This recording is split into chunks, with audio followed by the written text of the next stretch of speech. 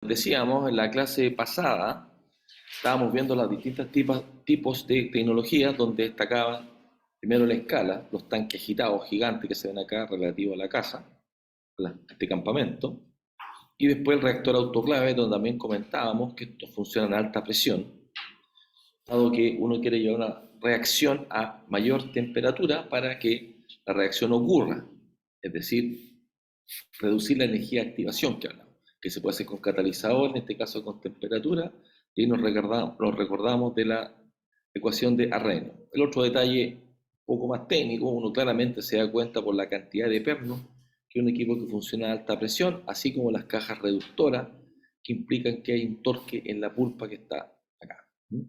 Y acá se ven todas estas son las etapas en serie, porque este reactor autoclave son varios equipos en serie, al igual que la lixiviación en tanque agitado atmosférico, son varias etapas en serie y eso tiene que ver con lo que estudiamos en reactores químicos, donde siempre va a convenir tener varios equipos más chicos en serie que uno gigante. Si yo sumo el volumen de todo esto y lo comparara con uno solo más grande, logro mayor conversión en estos más chicos. ¿Ya? Y eso lo vamos a ver con ecuaciones, para que lo entiendan.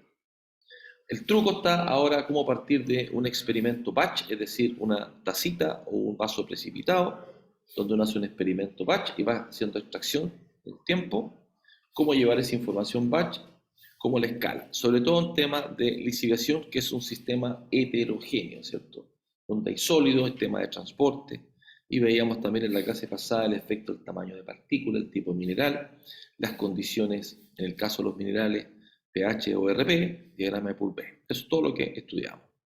Entonces, siguiendo acá esta secuencia de qué es lo que uno va viendo, uno parte con experimentos sencillos. En realidad uno puede partir aquí uno un poco más atrás, con un vaso precipitado, en este caso ya columna, donde pone en contacto una solución que percola, atraviesa este lecho y la idea es que quede bien mezclado, al igual que las torres empacadas que estudian, la absorción, ¿cierto? Eso es complicado asegurarse. Y esto representaría una sección de la pila. Ahora uno dice cómo esta columnita de 4 pulgadas, 1 metro o medio metro de altura representa toda esta tremenda pila. Claramente hay un tema de escalamiento y eso es lo que vamos a ver cuáles son todas las etapas. Lo que uno no puede hacer es pasar de un equipo chico directamente a una pila grande. Uno puede ver experimentos, mojabilidad, partiendo por algo tan simple que lo que está acá abajo está a una altura de unos 10, 12 metros. Por tanto, este material está súper compactado, está comprimido, cosa que no lo puedo ver acá. Pero podría simularlo colocándole un peso, lo comprimo. Entonces, ahí lo que va a ocurrir va a cambiar la fracción de hueco, se va a compactar. Le pongo un peso, lo comprimo, lo hago con otro material. Y eso es lo que en realidad se tiene que hacer. Ahora, esto que ustedes ven acá en pila de lixiviación de cobre, esta es una pila, tiene este ángulo, ¿cierto? Este río es solución ácida, así se colecta, así, en carpeta, que mucho flujo. Lo mismo ocurre en la lixiviación del yodo y el caliche, que son montañas, son cerros de caliche, que también se riega con agua, y ocurre exactamente lo mismo. Y justamente uno de los grandes desafíos que tienen las compañías, tanto SQM como Cosayach, que son los productores de yodo en Chile, recordar que son los principales productores. Entonces todo lo que aprenden acá en lixiviación, que aprenden acá en cobre, modelo, es muy útil. De hecho, su compañero Elías Fernández se va ahora a trabajar en investigación y desarrollo en lixiviación en este tema, pero para yo. ¿Por qué? Porque del curso aprendió todas estas cosas y se demostró muy efectivo durante su práctica. Porque no es algo que aprenden en todos lados. ¿Okay? Ustedes le pueden preguntar ahí. Bueno, después si seguimos con lo que es tanque agitado, aquí un poco la misma idea, cómo llegamos de este experimento en vaso precipitado a esto que está acá. En realidad, este esquema que ustedes ven son los típicos jar test que se ocupan, quiere decir test de jarra, que se ocupan para evaluar reactivos coagulantes floculantes en el tratamiento de aguas, remoción de sangre, coloides, etcétera. Pero les da la idea de que uno puede tener a distintas condiciones y acá lo clave, en realidad nunca hablen de RPM, pueden hablar de la tip speed, la velocidad, ¿cierto? Para poder escalar, y del Reynolds de mezcla, como lo vimos en las clases pasadas en reactores gas líquido. Aquí todo un desarrollo, aquí, esto no lo puedo trabajar con esos tanques así, tienen que haber baffles, Es todo un tema de cómo uno va escalando. En realidad uno parte con un vaso precipitado, con estos pescados nomás, con poquita concentración para ver el máximo posible extraer, totalmente liberado, 5 micrones, 10 micrones, con un 5% de sólido, donde no hay ningún efecto de mezcla, ese tipo de cosas. Porque eso es como el máximo posible. Entonces cuando uno empieza a agregar tamaños más gruesos, problemas de mezcla, porque quiere escalar, pero no va a tener un reactor para un 5% de sólido, eso es ridículo. Un reactor, por ejemplo, oro trabaja un 40%, si no necesitaría mucho volumen, necesitaría mucho tarro, es muy caro. Entonces hay un trade-off de tiempo para extraer versus tamaño de partícula y porcentaje de sólido. Tampoco puede ser muy fino, si no, no se mezcla, no notaría la impulsión. Entonces aquí de nuevo, cuando uno pasa de un sistema batch a un continuo, hay un tema de modelo, pero también de condiciones que no son las mismas en laboratorio. Y tiene que considerarlas. Por ejemplo, típicamente uno haría un test a distintas granulometrías para ver el efecto de la resistencia del gránulo, exactamente lo que ustedes ya hicieron con la sal. ¿Ya? Ahora la pregunta es: ¿qué modelo? Es lo que vamos a ver ahora. Acá tenemos el caso de los reactores autoclave. Esto es un polimetal en Rusia, ¿sí? Reactores a presión.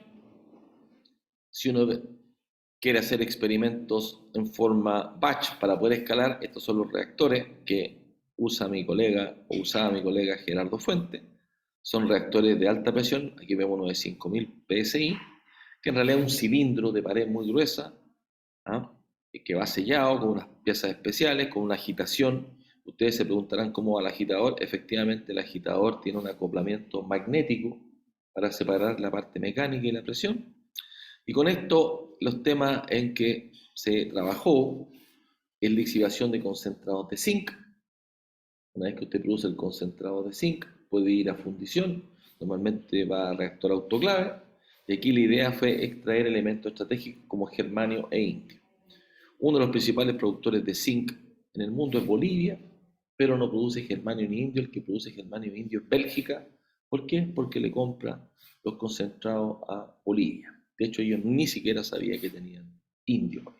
Eso se ocurre con los países subdesarrollados, con los países más desarrollados, por eso hay que estar atento a lo que se hace.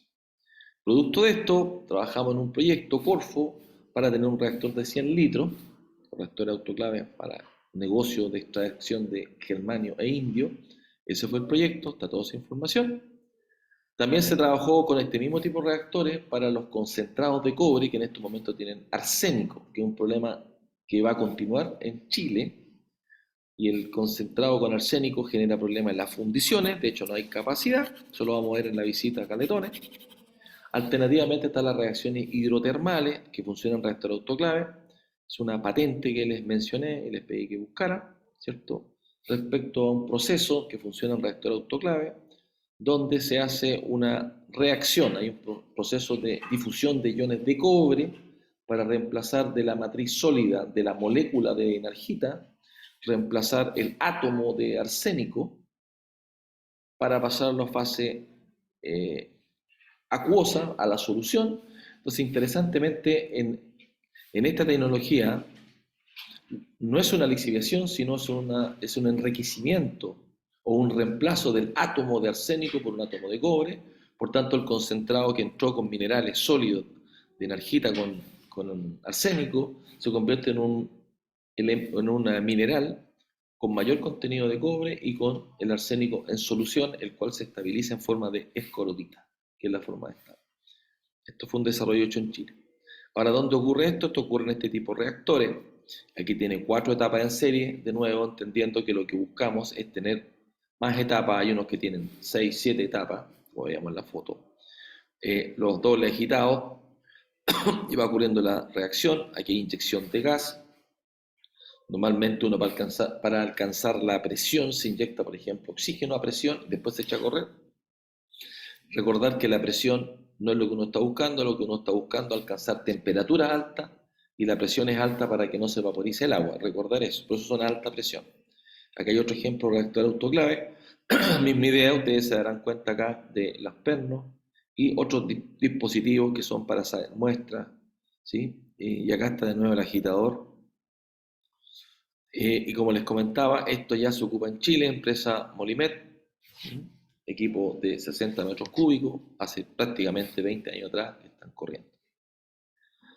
Bueno, un breve resumen de lo que son los agitadores. Recordar que el parámetro de escalamiento va a ser el Reynolds de mezcla, que está dado por el diámetro, las RPM, densidad y viscosidad. Ojo acá con la viscosidad, muy dependiente de las partículas finas. No es lo mismo un 20% en volumen. Recordar que cuando yo quiero calcular viscosidad, siempre se hace relativo a la fracción volumétrica, no el porcentaje en peso, hay que convertirlo, donde es muy clave el tamaño particular. Literalmente la viscosidad se dispara en la medida que tú tienes partículas más finas o una fracción más fina.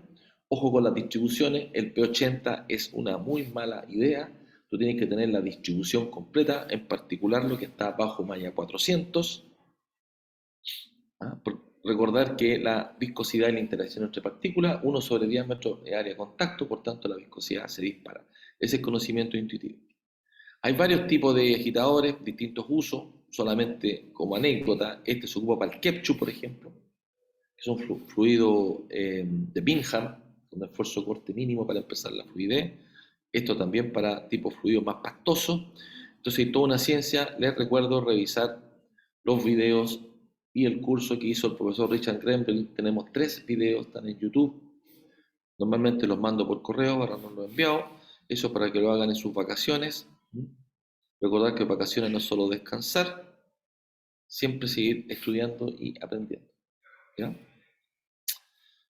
Acá, de nuevo, acá está el libro. Qué bueno que tenía esta referencia, pero ustedes van a encontrar esta referencia en equipos de mezclado. No es algo que abordamos con mucho detalle, en realidad no lo abordamos en los cursos mecánica y fluido. Yo acá lo intenciono, lo muestro un poco en el curso de transferencia de materia, tanto la parte de reactores gas líquidos como ahora la lixiviación, pero entender que es un área muy relevante para los ingenieros e ingenieras de proceso. Esto es una referencia. Hay un libro, a ver cómo se llama, se me olvidó, de un japonés, que es específico en mezcladores, ya me voy a acordar. ¿Ya? Pero ya saben que esto es estudiado, bueno, el 16, este viernes, vienen los colegas de Philadelphia Mixers, no sé si una charla y todo, pero nos van a dar un equipo de piloto, nos van a donar un equipo piloto para hacer experimentos de mezcla. ¿Ya? Ya, eso vamos a hacer. Creo que sí, a las 9:30. Así que háganse el tiempo. No estoy seguro si es un seminario. Lamentablemente no he podido organizarlo con más detalle, porque además el jueves tenemos en Santiago la reunión con los exalumnos y tenemos la placa número 2 de Graciela Muñoz, la primera ingeniero químico en el laboratorio del Campus San Joaquín. Así que estamos súper intensos con actividades. Bueno, pasemos ahora un poquito. De hecho, ese era como un recordatorio de lo que hemos visto. Voy a hacer otra grabación